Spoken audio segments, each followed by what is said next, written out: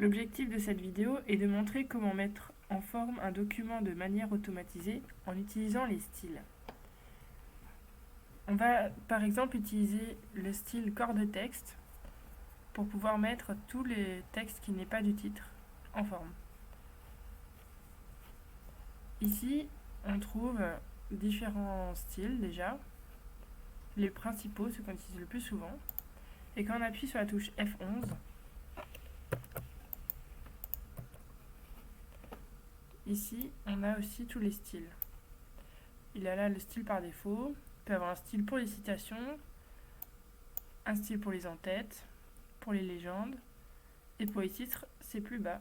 On appuie sur le plus et on a tous ces titres.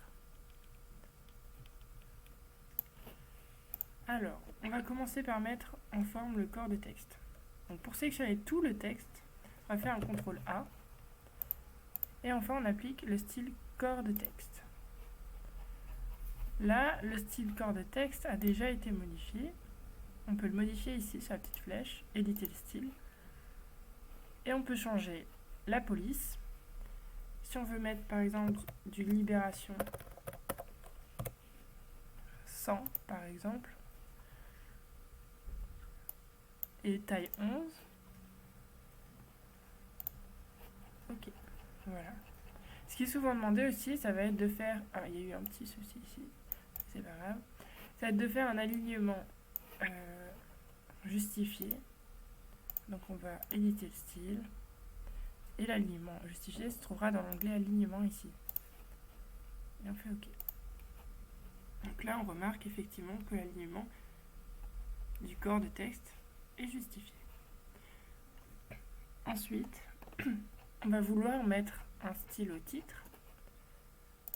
Par exemple, pour le titre principal, on va lui mettre le style titre principal. Et si on veut le modifier, pareil, on va le modifier là, dans éditer le style. Si par exemple on veut changer la couleur, ça va être dans effet de caractère. On peut mettre, je sais pas, couleur chocolat, par exemple. Si on veut faire une bordure dessous pour que ce soit plus joli, on peut aller dans bordure. On sélectionne le fait que ce soit une bordure du dessous. On peut augmenter la largeur de la bordure. Et pareil, choisir une couleur. Donc l'idéal c'est de reprendre la même, par exemple chocolat. On applique. Et voilà, on a une bordure sous le titre principal. Ici, là, ce texte, ce sera l'introduction. Et là, on a un titre 1. Donc, on va sélectionner tous les titres 1. On le sélectionne, puis on appuie sur CTRL. On peut sélectionner le suivant. Et une fois qu'on les a tous sélectionnés, on leur applique simplement le style du titre 1. Et pareil, pour le modifier, on va là dans éditer le style.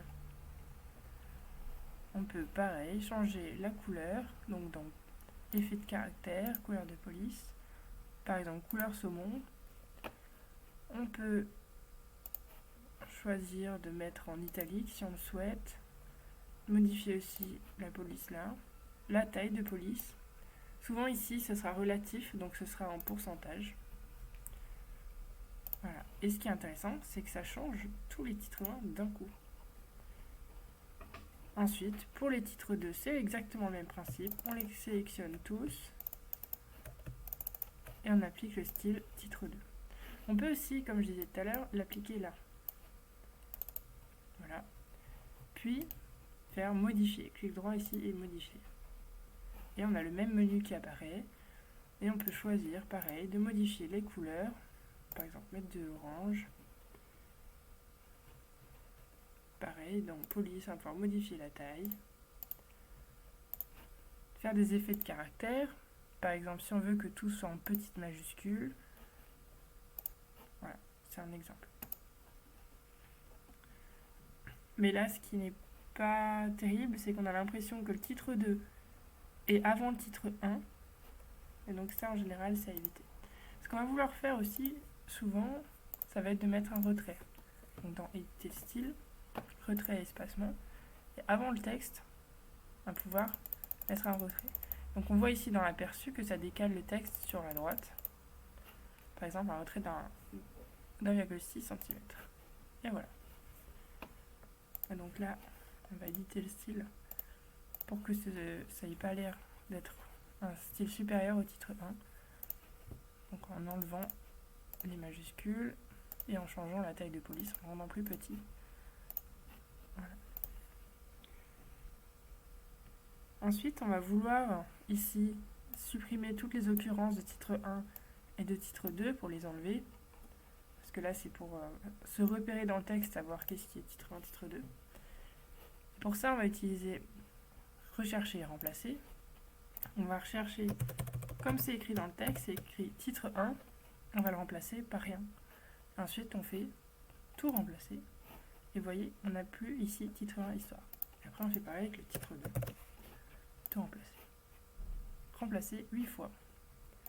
Et si on regarde, effectivement, c'est bon. Ensuite, l'intérêt des styles aussi, c'est de pouvoir mettre une table des matières automatique et de ne pas la rentrer manuellement. Donc si on veut l'insérer là, par exemple, j'insère une ligne, puis je vais dans Insertion, table des matières et index, et table des matières, index ou bibliographie. Là, il me propose un aperçu de la table des matières. Là, par défaut, ce sera protégé contre toute modification manuelle, donc on peut le laisser, mais souvent on va laisser de cette manière-là. Et si on veut modifier tout ce qui est style ou arrière-plan, ça va être là. Et là, on va le laisser par défaut. Et on a ça qui apparaît. Donc chaque titre avec la page sur laquelle il apparaît. En général, après une table des matières, on met un espacement d'une page. Donc ce qu'on peut faire, on peut aller dans Insertion, Saut de page. Voilà, comme ça le texte passe sur une autre page. Ce qu'on aime bien faire aussi de manière automatique, ça va être de mettre une numérotation automatique. C'est-à-dire qu'on ne va pas entrer ici 1, 2, etc. manuellement. On va le faire automatique. Donc pour ça, on va dans Outils, Numérotation des chapitres. Et là, on a ce menu. Il faut bien qu'on vérifie que pour le titre 1, on soit dans niveau 1. Ensuite, on choisit quel type on veut. Par exemple, on peut mettre 1. Donc ça, c'est un aperçu. Et après, on peut mettre un point, par exemple. Ensuite, dans le titre 2, on peut choisir aussi le 1. On veut qu'il affiche sous niveau. Ça va nous faire un titre de style 1.1. Etc. Si on fait pour le titre suivant, on veut 3 sous-niveaux. Et après 1 point, etc. Ou il est possible aussi de choisir plutôt des lettres majuscules, lettres minuscules, chiffres romains, etc. Et quand on fait OK, il nous met automatiquement le style et la numérotation automatique. Donc on voit que le titre 2, dans le titre 2, il y a le titre 2.1, etc. Maintenant, on voit que sur la table des matières, ça n'apparaît pas. Donc il suffit simplement de la mettre à jour. Pour ça, si on fait un clic droit sur la table des matières, on peut faire mettre à jour l'index et il nous mettra à jour ici les titres. Et si on a changé aussi, avant le titre 1 était sur la page 1, maintenant il est sur la page 2, il a mis aussi à jour la page. Et voilà pour les styles automatiques.